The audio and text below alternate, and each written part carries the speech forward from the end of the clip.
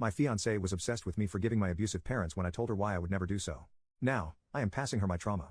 I have been with my fiancée Emily for 2 years now. She and I have 2 very different childhoods. She is from a tight family, Mormon faith, support everywhere, great friends and family, and a very sheltered and naive view of the world. While I was the product of chaos, grew up with screaming, theft, name-calling, and drinking. And maybe a weekly visit from the police from all the yelling, you get the idea. When I turned 18, that was it, officially kicked out by my parents, who threw every insult I grew up hearing. Grew up with no grandparents because they lived in a different state my whole life. My parents are stereotypical. They peaked in high school stereotypes. Dad was the quarterback, mom was the cheerleader, and both blamed me for their failures. Dad could have made it to the NFL if I never came along, and mom could have been somebody if I hadn't ruined her life. From the ages of 18 to 25, I worked for CP Rail. I started as a grunt worker, then a train conductor, and later, as a driver. I lived in a studio apartment and saved up so much money that I moved to Utah when I turned 25. Utah is a beautiful state and has great opportunities for work. For the next 5 years, I lived in a very small studio apartment until I bought a cabin in the Rocky Mountains away from everyone at age 30. That is when I met Emily. She worked in a realtor's office, and to keep it short, when she introduced me to the family, it felt amazing to have the love from them that I never had. Then came the questions of my family that I tried to explain away. For a full year, I told Emily about my past and upbringing, but I felt she didn't understand or believed me. Remember I said she was sheltered and has this naive view of the world. She truly doesn't see reality's cruelty or darkness because she has never been around it.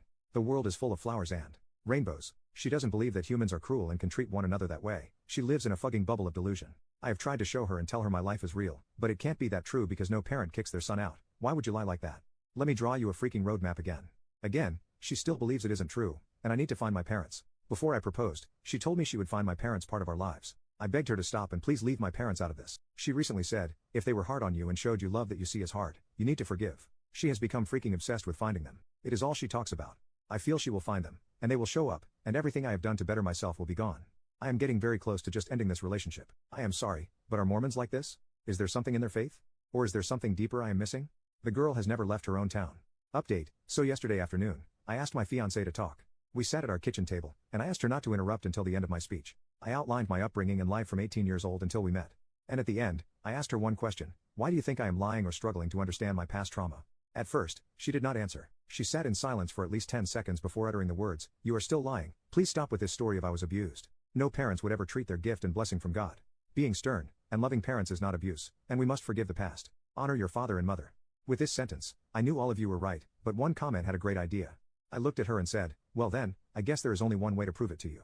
I knew I would set back over 10 years of therapy with this one act, but for me, this would be the final nail in our relationship. I took out my laptop and found my mother's and father's Facebook pages. They had their numbers on the main page, and I asked her, what number shall I call? She looked at the pages and started to tremble with her words. It looked like her sense of reality was breaking because there could be a chance I wasn't lying. She said, "You father." I told her to remain quiet. I dialed the phone on speakerphone. My heart was beating out of my chest as the phone rang while my soul was praying. He wouldn't answer. "Dad, what the F do you want?" is how he answered. "Hi Dad, just wanted to call and say I'm getting married." "Oh wow, what do you want a freaking medal? Who cares? She is probably some street corner worker. You have wasted your time trying to tell me this. Block my number, and I will block your deal." "Oh, wait, better yet, let me tell your mother, hey, Op is getting married to a street worker." "Mom, ha ha ha, is that the best he can do?" "Oh man, should we tell him how our lives are better?"